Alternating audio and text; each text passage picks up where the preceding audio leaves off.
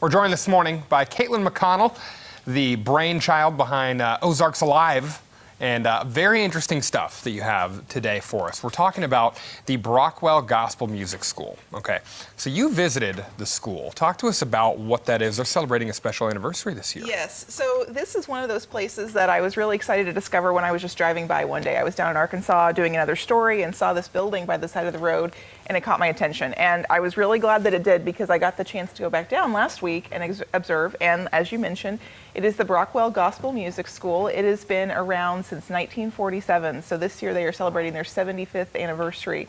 And it's been just an amazing tradition and really ties in very deeply with our Ozarks culture too. Yeah, we're seeing some photos here from the school. Now, this is a pretty unique style of school here.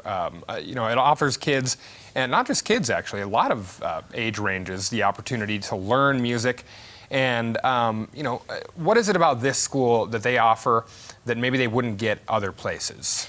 You know, the basis behind this school is they really educate people in the shape note music tradition. And I tell people, don't ask me to fully explain it, because I don't even fully have a full understanding myself. But it's a really old way of teaching music. It went back to singing in church, very religious background, but you don't see that as much anymore. And so the fact that they still teach in this style, bringing people together for 2 weeks every year is pretty unusual.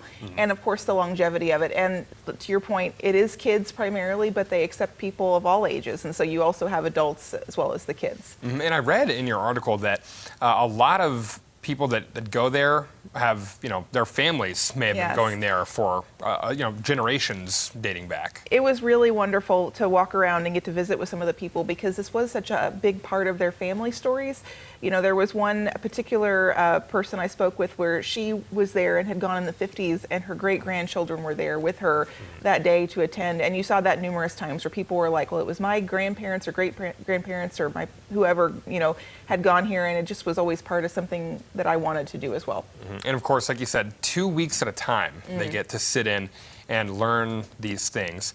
Very, very interesting. Is there anything else from this article that when you went down there and you saw this that really just stood out to you that you think people would be interested in for when they check this out? Well, one is that they can go observe it themselves. Next Friday, they have an open house for anybody who would like to come listen at their final program. So if you're interested in taking a scenic drive down to Brockwell, Arkansas, that is definitely an option.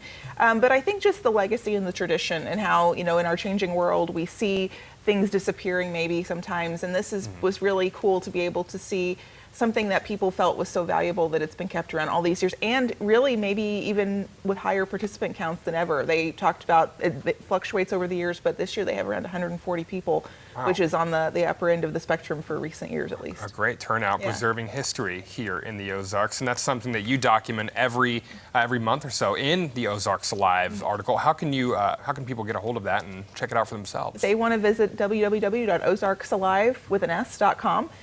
They'll have that story and all the other ones there too that they can go back and search through.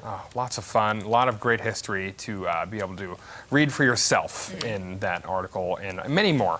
So many cool things at ozarksalive.com. Kaitlyn McConnell joining us this morning.